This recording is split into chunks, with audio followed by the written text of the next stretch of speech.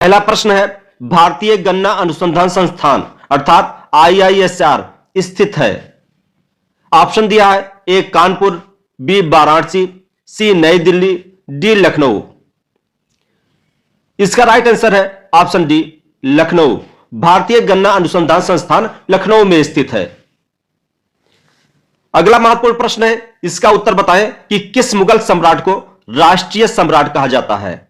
यहां ऑप्शन है, ए अकबर, बी जहांगीर, सी शाहजहां, डी मोहम्मद शाह रंगीला। बिल्कुल सही, इसका उत्तर हो जाएगा ऑप्शन ए अकबर। अकबर को राष्ट्रीय सम्राट भी कहा जाता है। अगला प्रश्न और भी महत्वपूर्ण है। यह प्रश्न है, नीलगिरी पर्वत श्रेणी का सबसे ऊंचा शिखर है। यहां ऑप्शन दिए हैं, ए कंचनजंगा, बी डोडा बेट्टा, सी अनायदिमुडी और डी गुरु शिखर। बिल्कुल सही, इसका उत्तर हो जाएगा ऑप्शन बी डोडा बेट्टा। नीलगिरी पर्वत श्रेणी का सबसे ऊंचा शिखर डोडा बेट्टा है। लेकिन यहां एक प्रश्न को और ध्यान रखिएगा, अगर प्रश्न यह आता कि दक्षिण भारत का सबसे ऊंचा शिखर कौन सा है, तो आपका उत्तर हो जाएगा अनायमुदी।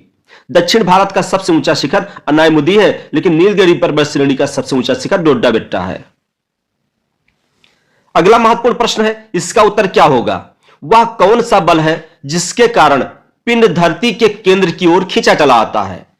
ऑप्शन है, ए गुरुत्वाकर्षण, बी संवेग, सी सापेक्ष बल और डी आवेगी बल।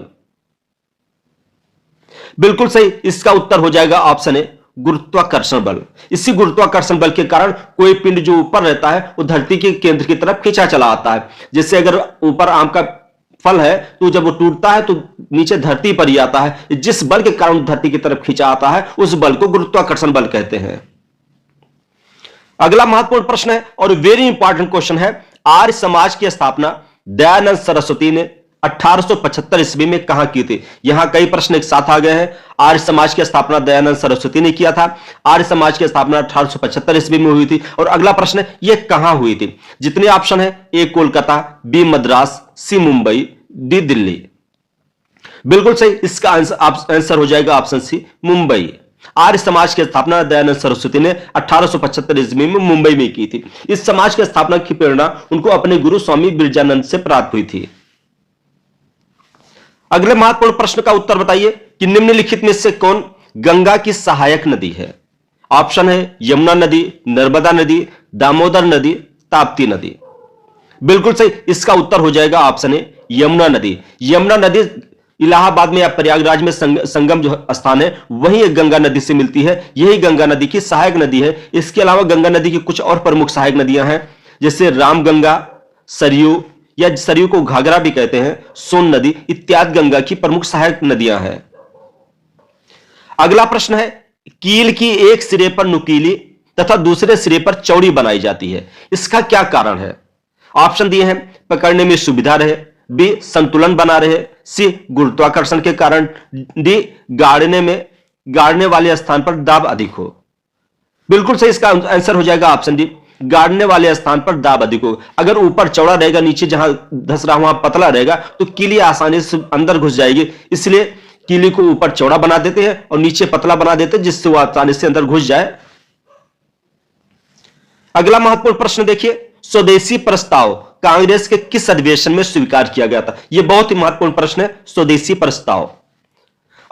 ऑप्शन दिए हैं, ए बनारस 1905, बी कोलकाता 1906, सी मुंबई 1940, डी सूरत 1907 में। इसका सही उत्तर है ऑप्शन ए बनारस 1905 ईस्वी में। इसी समय गोपाल कृष्ण गोखले कांग्रेस के अध्यक्ष भी थे। उसी समय 1905 में स्वदेशी प्रस्ताव को स्वीकार किया गया था। अगला प्रश्न है, दिन और रात कहां बराबर होते हैं। बिल्कुल सही, इसका उत्तर हो जाएगा ऑप्शन सी विषुवत रेखा पर। विषुवत रेखा पर दिन और रात बराबर होते हैं। विषुवत रेखा पृथ्वी को दो बराबर भागों में बांटती है।